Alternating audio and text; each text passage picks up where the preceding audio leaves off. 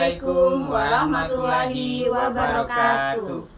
Kami calon guru penggerak Angkatan 9 dari Kabupaten Buru akan melakukan demonstrasi kontekstual modul 2.3 coaching dalam supervisi akademik. Perkenalkan, saya Ustadzah Nikmah SPD dari SMP Negeri 5 Buru dan saya Halimah Maisaroh SPDGR dari SMP PGRI Mako.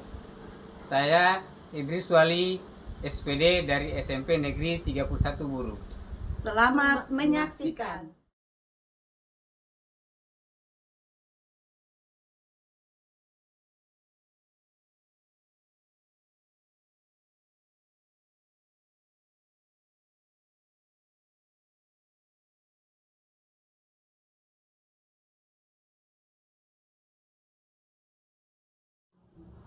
Assalamualaikum warahmatullahi wabarakatuh, Bu Mima. Waalaikumsalam Ibu Us. Bagaimana kabarnya hari ini? Alhamdulillah baik dan sehat. Ibu Ustadzah bagaimana, baik sehat? Alhamdulillah kabar saya juga baik, Bu Mima. Oke, baik Bu Mima, hari ini Bu Mima mau melakukan proses coaching ya? Ya. Sebelum Bu Mima melakukan proses coaching, saya ingin menyampaikan beberapa hal terkait dengan rubrik penilaian baik Ibu sebagai coach maupun nanti coachingnya juga ya. Oke. Rubrik penilaian yang pertama yang ingin saya sampaikan adalah apakah sudah sesuai dengan alur kita atau belum. Kemudian apakah Ibu sudah memberikan pertanyaan berbobot kepada coaching, dan yang terakhir bagaimana coaching merespon pertanyaan dari coachnya. Oke, jangan lupa juga prinsip dari coaching yaitu kemitraan, proses kreatif, dan memaksimalkan potensi. Baik Ibu, ada beberapa hal yang ingin saya tanyakan. Yang pertama, kompetensi apa yang ingin Ibu kembangkan pada coaching kali ini? Baik Ibu, kompetensi coaching yang ingin saya kembangkan yaitu pertama kehadiran penuh, berikutnya mendengar aktif, dan yang terakhir yaitu mengajukan pertanyaan yang berbobot. Baik, dari 3 kompetensi itu, kira-kira kompetensi apa yang ingin Ibu kembangkan secara spesifik?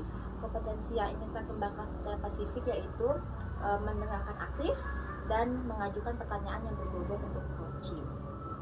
Oke, baik Ibu. Lalu indikator seperti apa yang ingin Ibu harapkan sehingga coaching kali ini tuh dianggap berhasil? Oke Ibu, indikator yang saya harapkan objektifnya nanti coaching saya akan menemukan solusinya sendiri sesuai dengan permasalahan yang ada. Jadi saya berusaha untuk memfasilitasi seperti itu. Bagaimana coaching menemukan solusinya sendiri seperti itu. Oke, baik Ibu ya, itu sedikit bincang-bincang kita terkait dengan praobservasi. Sekarang silakan Ibu melakukan kegiatan coachingnya. Baik Ibu, terima kasih.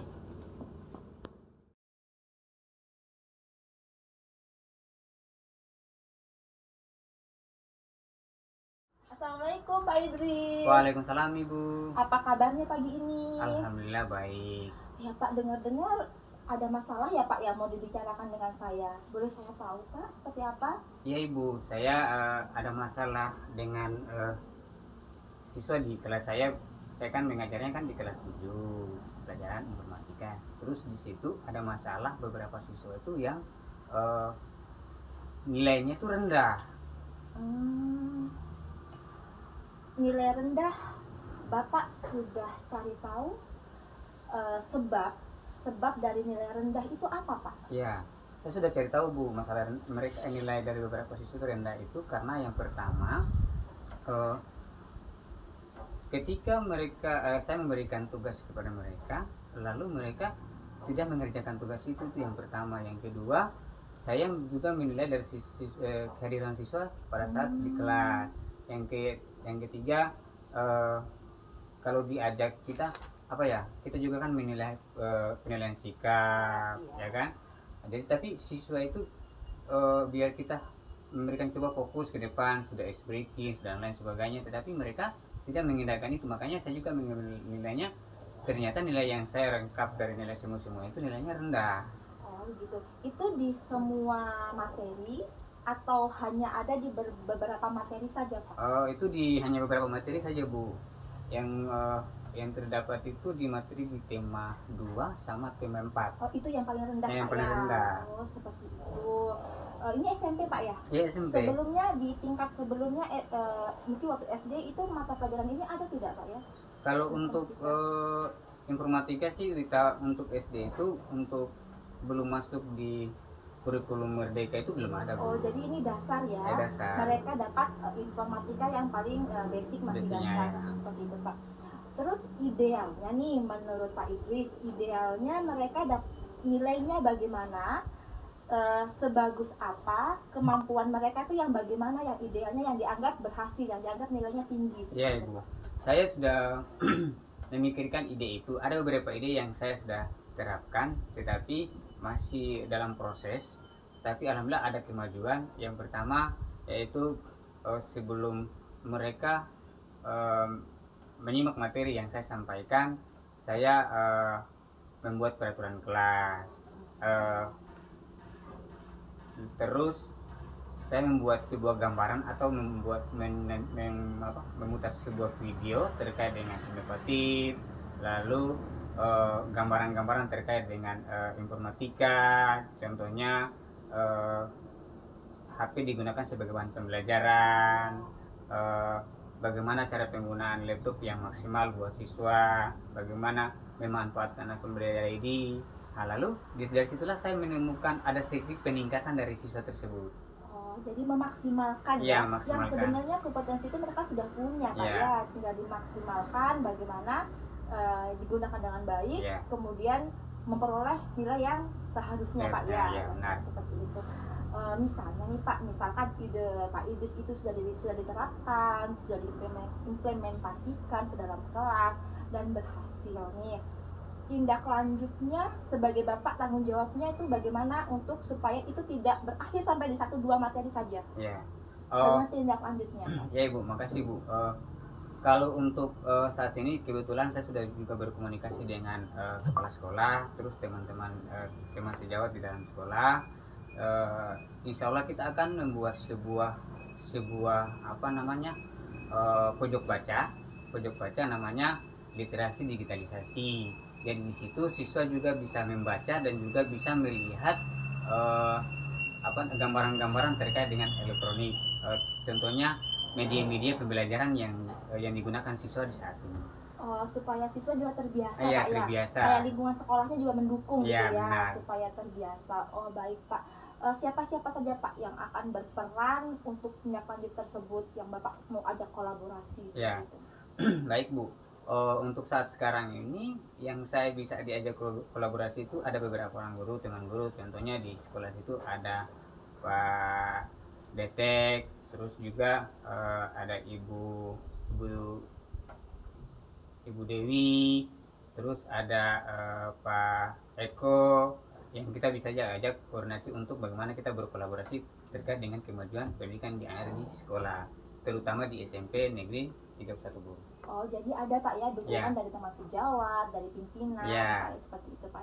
Baik Pak, bagaimana perasaan Bapak setelah berbagi bersama saya hari ini? Saya minta bersyukur dan berterima kasih atas perbincangan saya dengan Ibu. Saya mendapatkan aspirasi yang sangat baik dari Ibu. Mungkin saja Bu. Oh, seperti itu Pak ya. Semoga berhasil ya Pak apa Ya, yang makasih, sudah Bu. direncanakan dan nilai yang diharapkan juga sesuai dengan standar yang Bapak inginkan. Iya, Ibu. Terima kasih. Sama-sama. Assalamualaikum Bu Mima. Waalaikumsalam Ibu Us. Tadi Bu Mima sudah melakukan proses coaching kepada Pak Idris ya. Iya Bu, baru selesai. Ya, tadi saya juga udah mengamati jalannya proses coaching. Ya, di sini pada kegiatan pasca observasi ini saya menanyakan ke Ibu Mima apa saja sudah dilakukan pada saat coaching terkait dengan indikator keberhasilan. Baik Ibu, tadi ketika saya melakukan coaching sebagai coach dan coachee Pak Idris, saya telah melakukan coaching sesuai dengan alur kita yang terdapat pada rubrik penilaian Bu.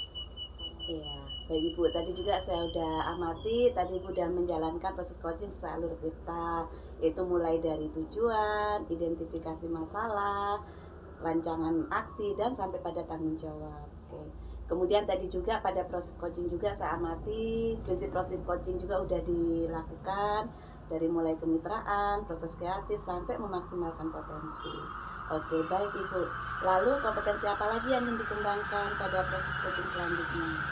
Baik Ibu, untuk kompetensi kedepannya saya berharap agar proses coaching berikutnya jauh lebih baik dari proses coaching yang saya lakukan hari ini. Seperti itu. Oke, baik Ibu ya, semoga kedepannya bisa melaksanakan proses coaching lebih baik lagi. Oke, demikian kegiatan pasca observasi kita di hari ini, dan saya akhiri. Assalamualaikum warahmatullahi wabarakatuh. Waalaikumsalam. Assalamualaikum Pak Idris. Waalaikumsalam Ibu. Apa kabarnya siang hari ini? Alhamdulillah baik Bu. Oke, sebelumnya Pak, sebelum aktivitas coaching dilaksanakan, saya memiliki beberapa pertanyaan. Yaitu pertama, kompetensi coaching apa yang ingin Bapak capai? Boleh tahu Pak, silakan. Yang pertama yaitu kompetensi kehadiran penuh, mendengar aktif dan memajukan pertanyaan berbobot. Ya baik Pak. Dari 3 kompetensi coaching itu, mana kompetensi yang lebih spesifik ingin Bapak terapkan, ingin Bapak implementasikan? Oh iya, yang itu mendengar aktif dan mengajukan pertanyaan berbobot. Kemudian tujuan atau objektifnya ya Bapak, objektifnya dari aktivitas coaching kali ini apa yang ingin Bapak capai? Oh, yang itu puas coaching menemukan solusi dari permasalahannya. Oh seperti itu Pak ya. Baik Pak, nanti saya akan menyaksikan aktivitas coaching yang akan Bapak laksanakan. Silakan Pak.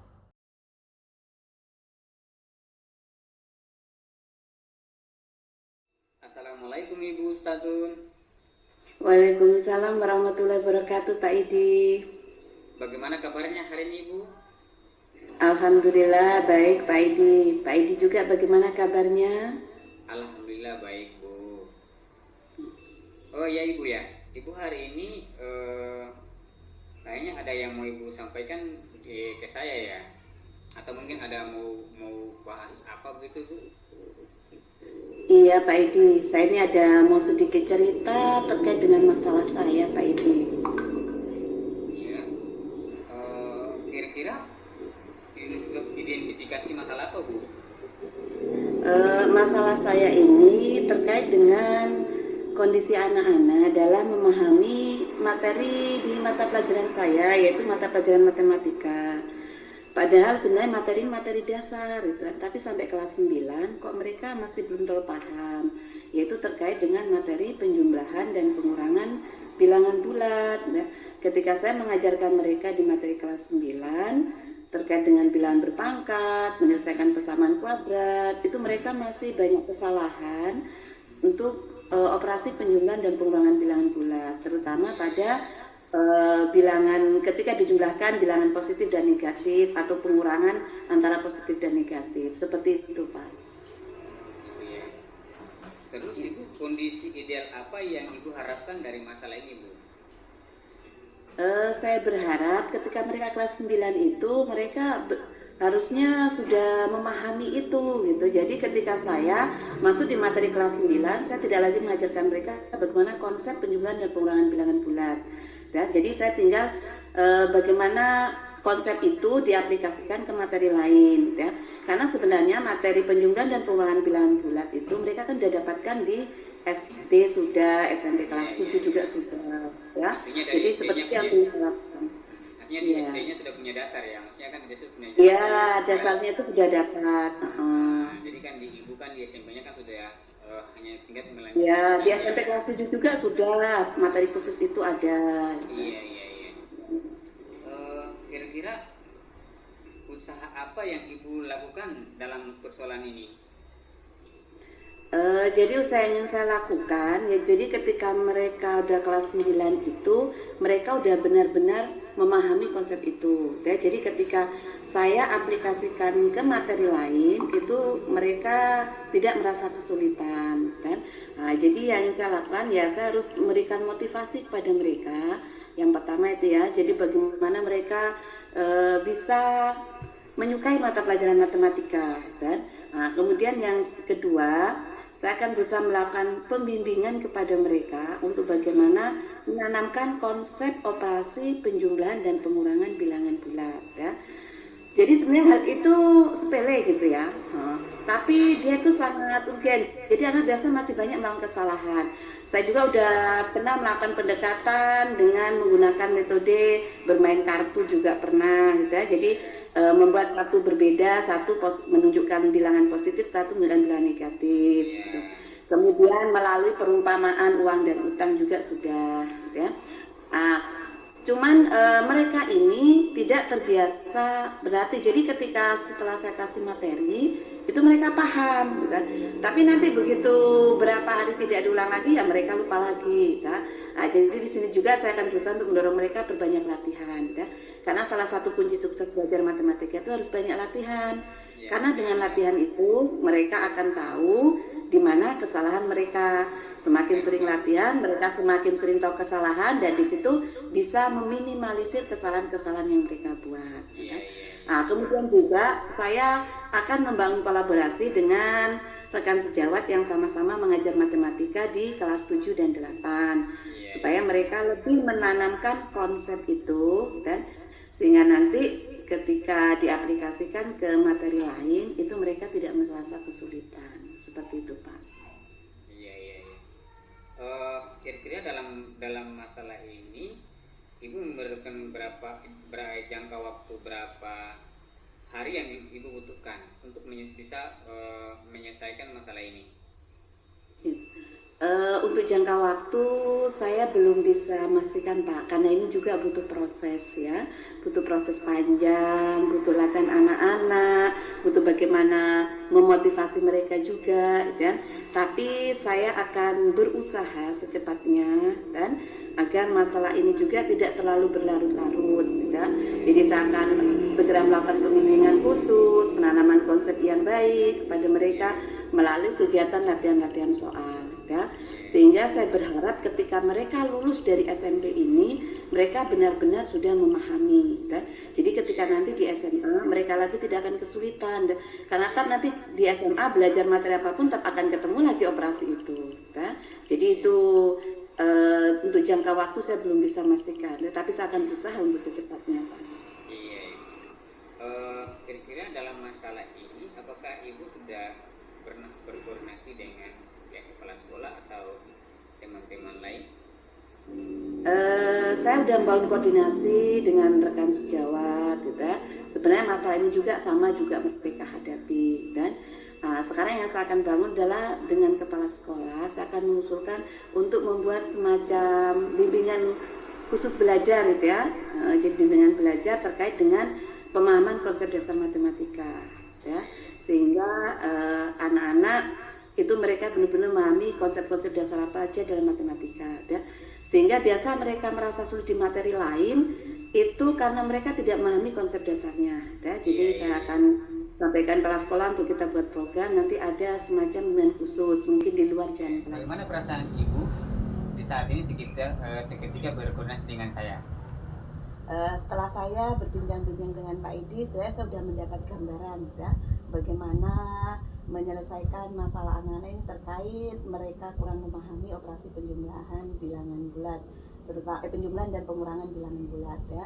Jadi di sini juga saya sudah bisa menemukan solusi, kemudian langkah apa yang akan segera saya ambil, kan? Ya, supaya anak-anak bisa lebih paham, kan? Sehingga nanti ketika diterapkan pada materi-materi yang lain itu mereka bisa menggunakannya dengan baik, dirinya tidak ada kesalahan lagi. Oke, mungkin sampai situ kita hari ini. Assalamualaikum warahmatullahi wabarakatuh. Waalaikumsalam warahmatullahi wabarakatuh. Oke. Assalamualaikum. Waalaikumsalam Ibu. Pak, bagaimana tadi aktivitas coachingnya? Oh iya Bu, tadi aktivitas coaching dengan Ibu Statun sudah sesuai dengan alur kita.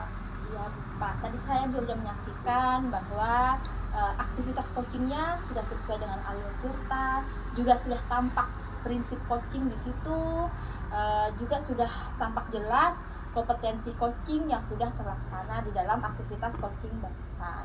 Nah, kemudian Pak, harapan Bapak ke depannya bagaimana untuk aktivitas coaching selanjutnya, Pak? Ya, harapan saya untuk aktivitas coaching untuk di hari selanjutnya itu lebih baik lagi daripada hari ini, Bu. Nah, tentu Pak ya. Ya. Saya juga berharap demikian. Semoga aktivitas coaching selanjutnya itu jauh lebih baik, dapat lagi lebih menggali permasalahan yang dimiliki oleh coaching. Iya, Bu. Oke, baik Pak. Terima kasih. Sekian Ya, Ibu. aktivitas pasca observasi dari saya. Terima kasih. Assalamualaikum warahmatullahi wabarakatuh. Waalaikumsalam warahmatullahi wabarakatuh. Assalamualaikum Ibu.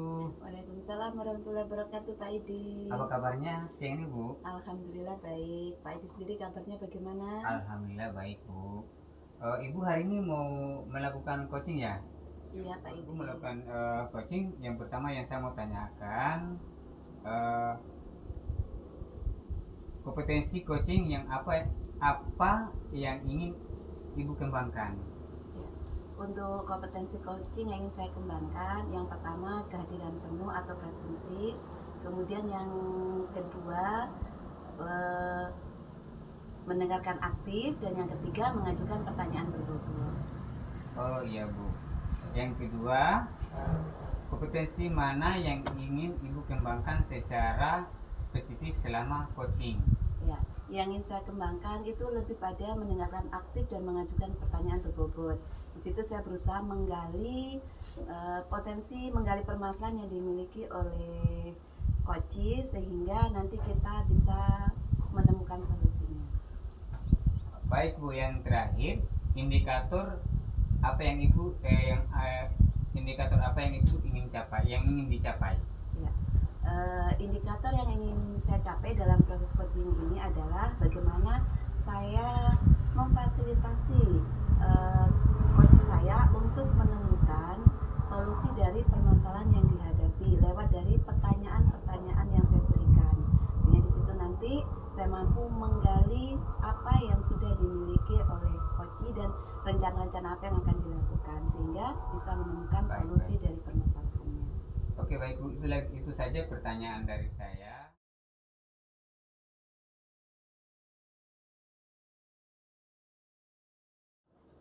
Assalamualaikum warahmatullahi wabarakatuh, Bu Nima. Waalaikumsalam warahmatullahi wabarakatuh, Ibu Us. Bagaimana kabarnya hari ini? Alhamdulillah sehat dan baik. Ibu sendiri kabarnya bagaimana? Alhamdulillah sehat, baik Ibu.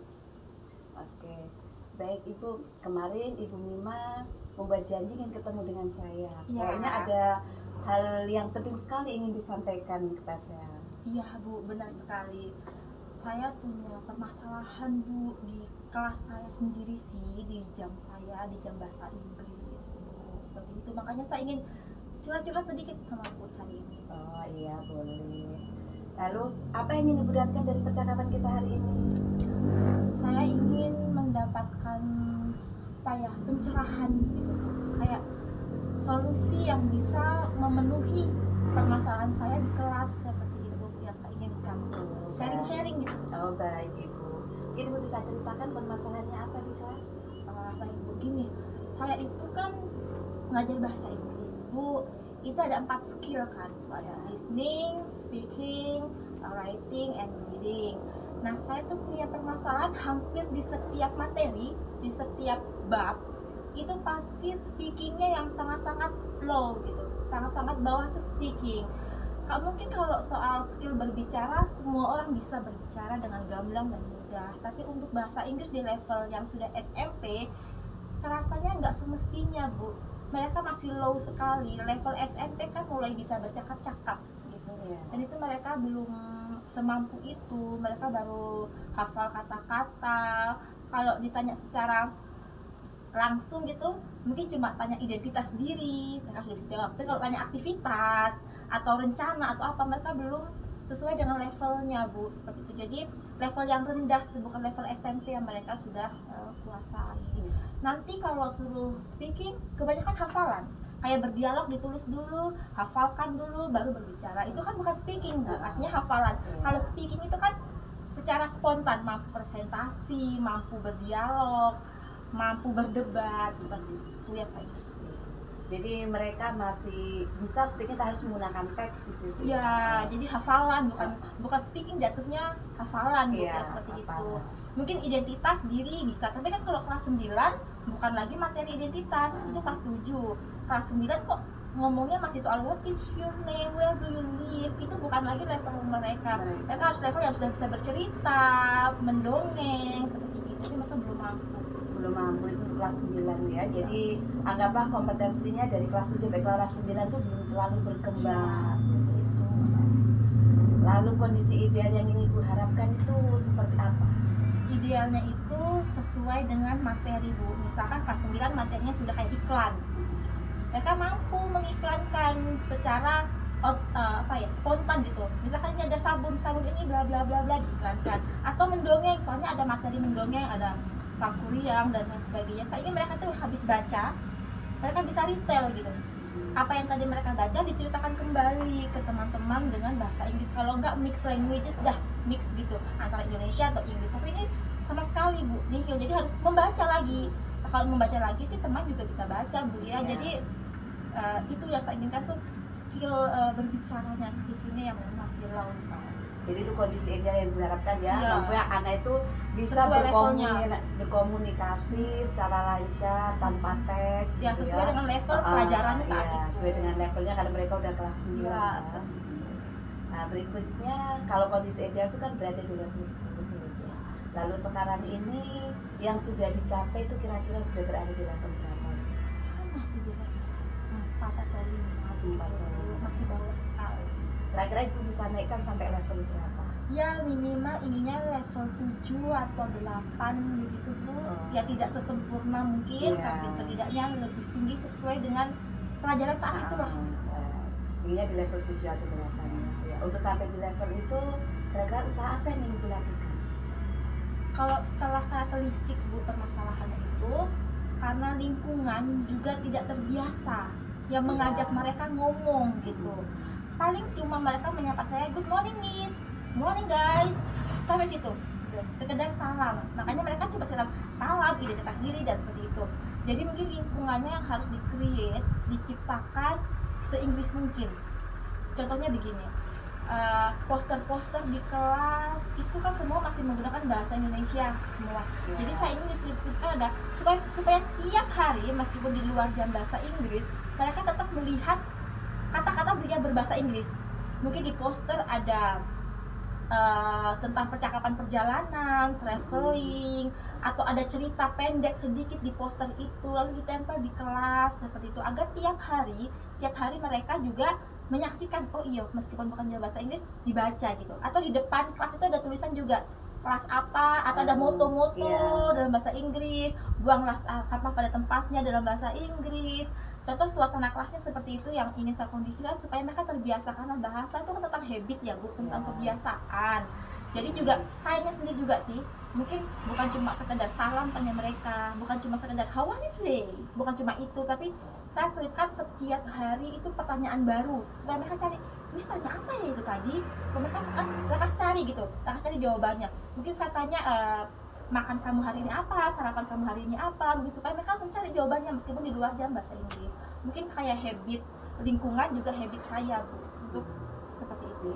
Jadi lingkungan mempengaruhi ya, karena Iya. apalagi kan bahasa Inggris kan bukan bahasanya kita. Iya. Ya. Jadi kalau seandainya misalkan itu kita cakap setiap hari ya mungkin mereka akan mudah. Iya, seperti Jadi itu. mungkin bisa jadi aja mereka belajar bahasa Inggris ketika di sekolah itu pun mungkin seajan bahasa Inggris Iya. saja ya.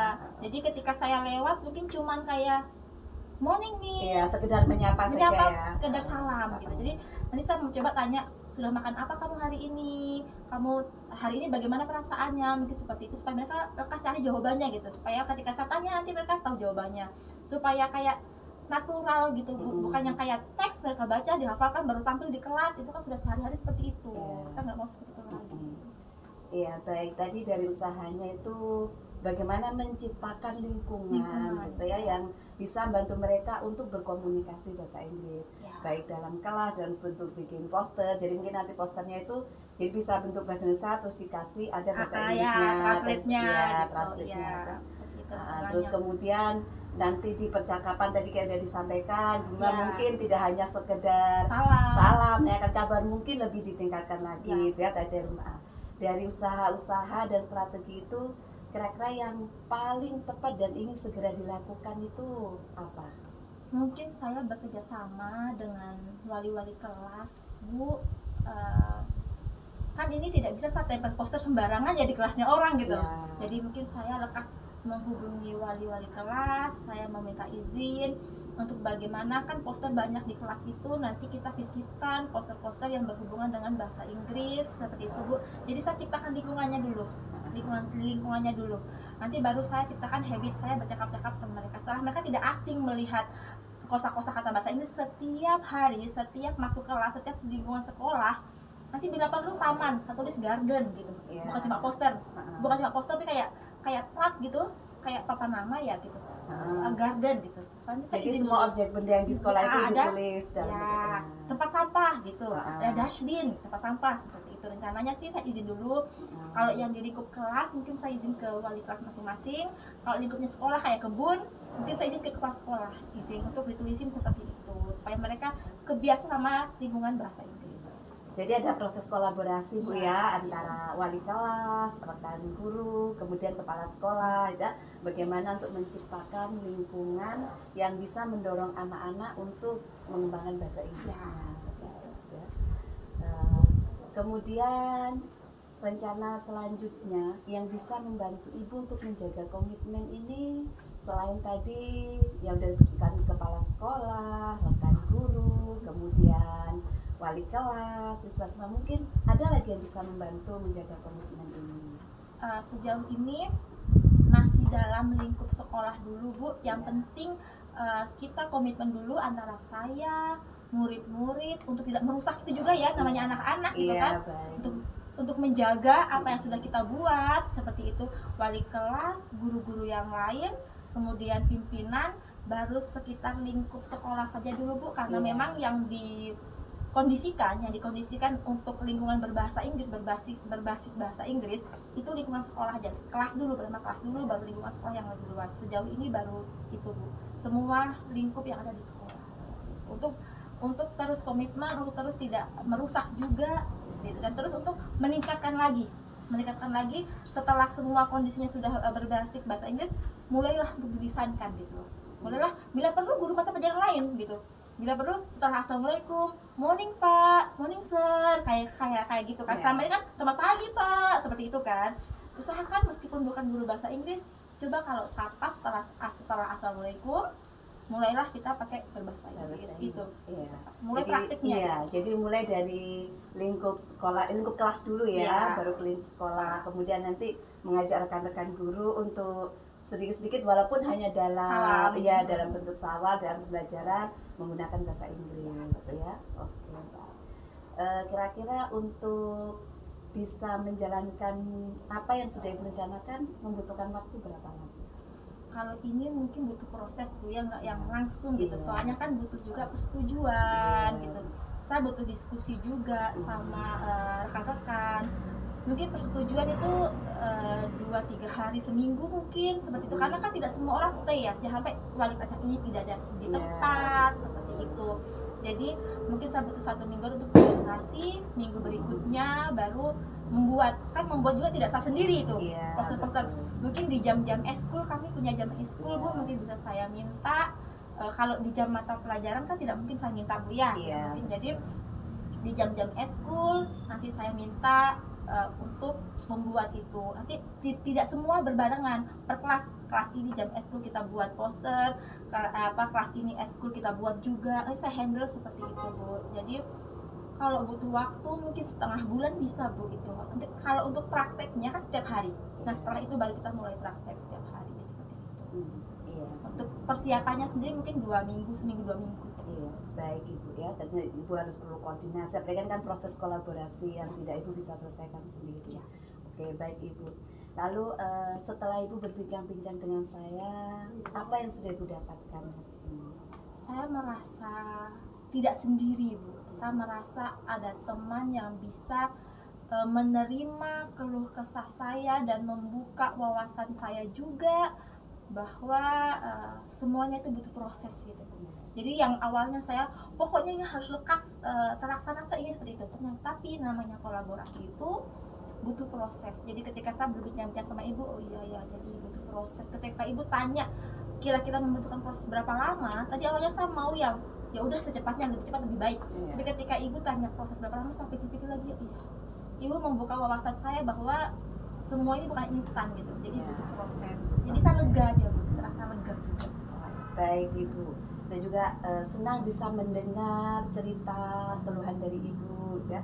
Ibu mau meluangkan waktu berbagi dengan saya dan saya juga membuka diri kalau besok Ibu ingin berbagi cerita dengan saya ya. Oke, selanjutnya saya juga akan mendengar cerita-cerita dari Ibu tentang keberhasilan melaksanakan program ini ya. Semoga apa yang sudah Ibu rencanakan itu bisa terwujud dengan baik ya. Mungkin demikian prospek kita hari ini ya. Sebelumnya saya ucapkan terima kasih Ibu sudah bersedia mendengarkan keluh kesah saya. Iya, baik, sama-sama Ibu Mas. Saya juga senang Ibu mau terbuka, mau berbagi dengan saya. Oke, demikian saya akhiri. Assalamualaikum warahmatullahi wabarakatuh. Waalaikumsalam warahmatullahi wabarakatuh. Assalamualaikum Ibu. Waalaikumsalam warahmatullahi wabarakatuh, Pak Idi. Iya Ibu, baik. Tadi saya sudah Ibu sudah melakukan proses coaching. Saya juga sudah mengamati proses coaching seperti apa. Baik Ibu, saya mau memberikan pertanyaan buat Ibu. Apa yang sudah Ibu lakukan pada saat coaching terkait dengan indikator keberhasilan? Terkait dengan indikator keberhasilan proses coaching saya, tadi saya sudah melakukan proses coaching sesuai dengan alur kita. Saya sudah menanyakan mulai dari tujuan, kemudian identifikasi masalah, rencana aksi sampai tanggung jawab. Itu semua sudah saya lakukan pada coaching saya. Baik Bu, yang terakhir, kompetensi apa lagi yang Ibu lakukan untuk dikembangkan? Ya, berikutnya saya inginkan ketika saya melakukan proses coaching itu saya bisa menggali lagi pertanyaan-pertanyaan lebih dalam dari coach saya sehingga dia bisa menceritakan permasalahannya dengan secara detail, kemudian mencari solusi dari permasalahan yang dihadapi sehingga proses coachingnya akan lebih baik lagi. Oke Bu, mungkin itu saja pertanyaan dari saya. Cukup pertemuan kita di kali ini. Terima kasih atas kesempatan Ibu. Assalamualaikum. Waalaikumsalam warahmatullahi wabarakatuh.